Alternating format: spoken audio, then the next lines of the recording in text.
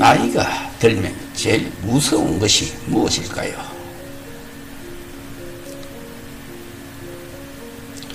나이가 들면 정말 무서운 것이 있다. 돈이 없어 궁핍한 생활, 힘들지만 아니다. 자식 없이 혼자 사는 생활, 조금 외롭지만 아니다. 정말 무서운 것은 지금 어쩌면 우리 모두 가진 그것, 바로 두 다리로 걸어 다니지 못하는 것이다. 걸어 다니지 못하는 순간 많은 것을 잃게 된다. 좋아하는 음식점이나 공원을 마음대로 못 가는 것은 약과다. 일상생활의 작은 움직임, 화장실을 이용하는 것도 큰일이 된다. 이런 상황은 심각하다. 자존감이 떨어지고 삶의 만족이 낮아지며 미래에 대한 희망이 없어지고 금전적인 여유도 사라진다.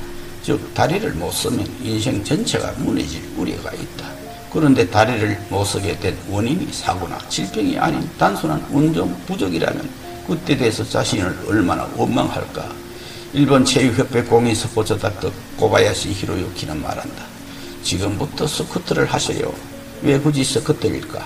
스쿼트는 걷는 동작에 없어서는 안 되는 넙다리 네갈래끈을 단련하면 물론이고 변을 밀어내는 장근육, 변이 새는 것을 막아주는 항간략근, 소변이 새는 것을 막는 골반 저근육 등 삶의 질에는 너무나 중요하지만 평소에 단련하기 어려운 근육들을 단련해 준다.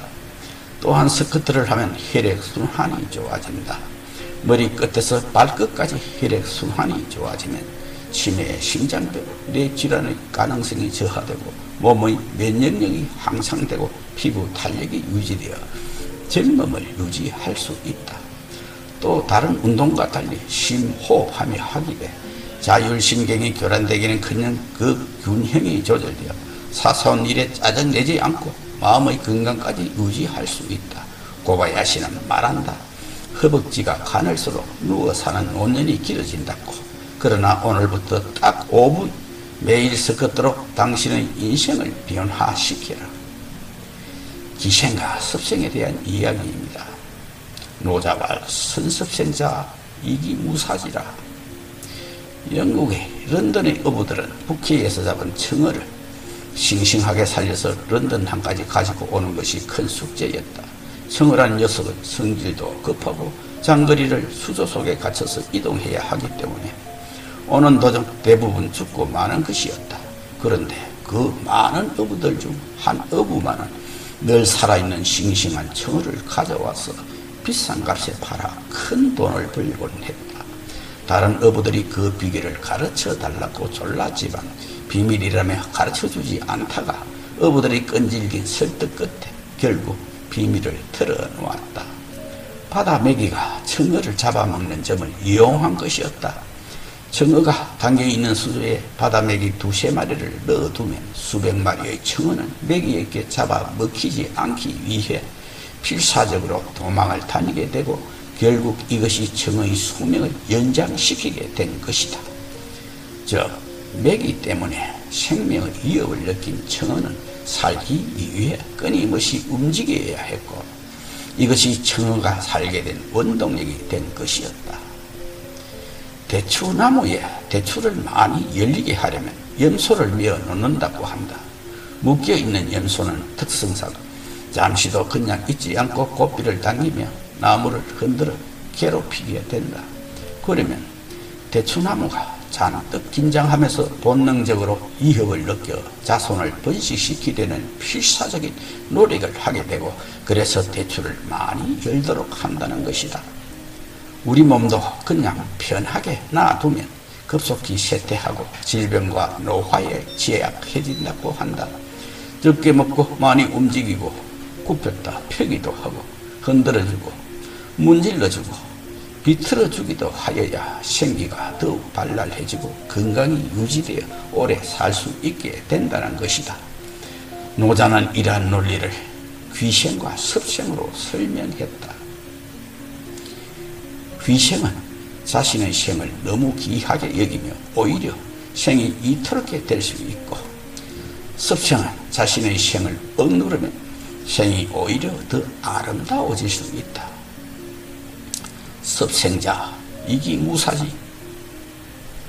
섭생을 잘 하는 사람은 죽음의 땅에 들어가지 않는다라는 말이다. 운동을 하는 것도 일종의 섭생이다.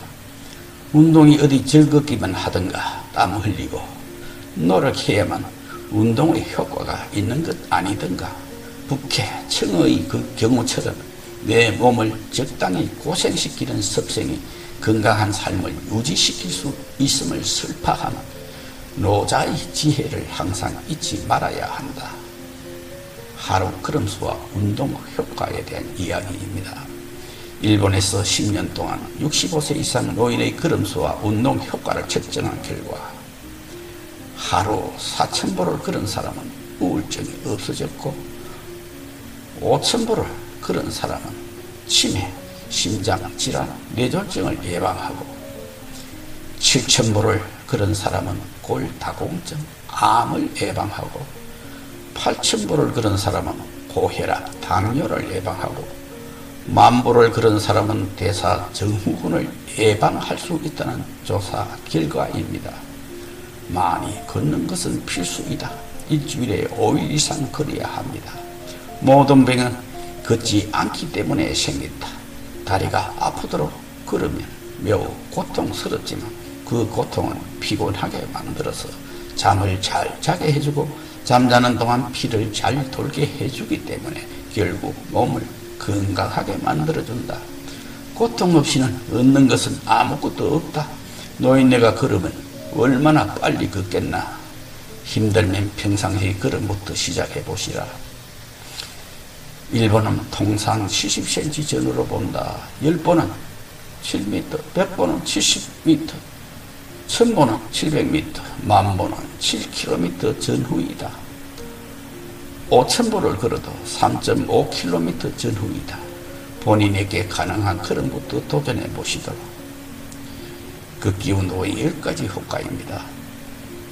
심장마비를 예방합니다. 심장마비 30% 낮출 수 있다.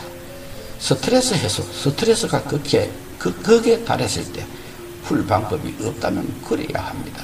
치매 예방, 하루에 30분 이상 걸으면 치매 발병 확률이 40% 이상 낮아진다고 합니다.